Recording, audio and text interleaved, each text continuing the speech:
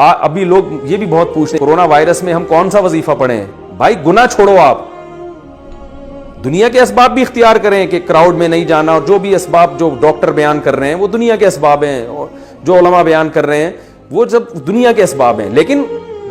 علماء دنیا کے ساتھ ساتھ آخرت کے اسباب بھی بیان کرتے ہیں۔ آخرت کے اسباب یعنی کورونا وائرس کے جو دینی اسباب ہیں وہ کیا ہیں؟ رسول اللہ صلی اللہ علیہ وسلم نے فرمایا جب کسی قوم میں بے حیائی آتی ہے تو ایسی ایسی وبائیں آئیں گی کہ تمہارے باپ دادا نے کبھی سنی بھی نہیں ہوگی۔ تو کورونا کی وبا سے اگر اجتماعی سطح پہ بچنا چاہتے ہیں تو اجتماعی سطح پہ بے حیائی سے بھی توبہ کرنی پڑے گی، وہ کرنے کے لیے تیار نہیں ہے۔ صبح شام فون آ رہے ہیں، کوئی وظیفہ بتا دیں، کوئی وظیفہ بتا دیں، ابے تو چھوڑ دے، ایک گناہ تو چھوڑ دو بھائی، تم 100 گناہ تمہاری زندگی میں ہے تو اس وبا کی وجہ سے ایک صرف تو توبہ کر لینا، اے اللہ میں یہ 100 گناہ کرتا ہوں، ان میں سے ایک کو اپنی لسٹ سے زندگی سے نکال رہا ہوں، شاید اللہ کچھ رحم کر لے۔ گناہ ایک بھی چھوڑنے کے لیے تیار نہیں ہے، وظیفوں پہ زور لگایا ہوا ہے، ہر کام میں وظیفہ چاہیے ان کو۔ میں وظیفوں کا منکر نہیں ہوں، لیکن یاد رکھو کہ جو چیز جس چیز کا سبب ہوتی ہے نا، اس سبب کو ہٹانا پڑے گا آپ کو۔ جب تک وہ سبب زندگی سے دور نہیں کرو گے وہ مصیبت نہیں ٹل سکتی،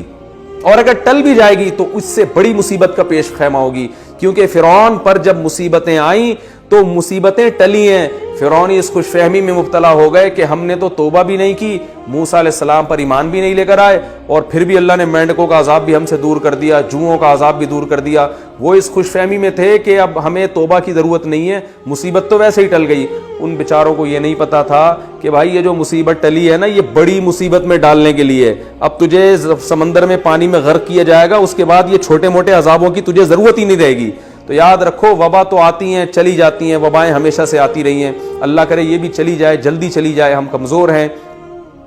ہم اللہ کی سزا کا